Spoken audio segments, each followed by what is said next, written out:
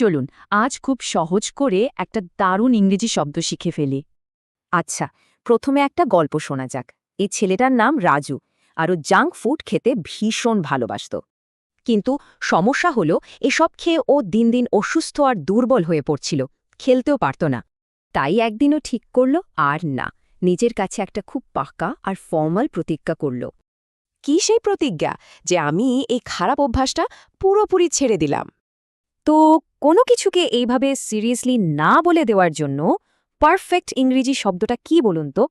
শব্দটা হলো এবশিওর। এর মানে কোনো কিছুকে একদম আনুষ্ঠানিকভাবে ছেড়ে দেওয়া বা ত্যাগ করা।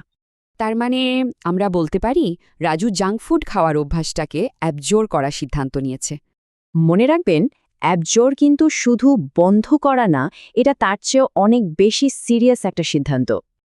আচ্ছা, চলুন দেখি বাস্তব জীবনে এই শব্দটা আর কোথায় কোথায় ব্যবহার করা যায়। যেমন ধরুন, রাজনীতি বা আইনের ক্ষেত্রে।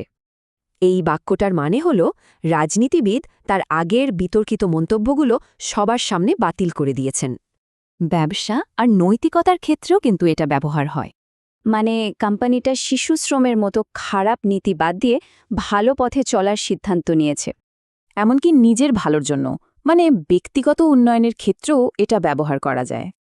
দেখুন, একদম রাজুর মতো এখানেও একজন তার স্বাস্থ্যের জন্য খারাপ অভ্যাস ত্যাগ করছে। তাহলে সহজ কথায়, কোনো খারাপ অভ্যাসকে ফর্মালি বিদায় জানানোই হলো অ্যাবজিওর করা।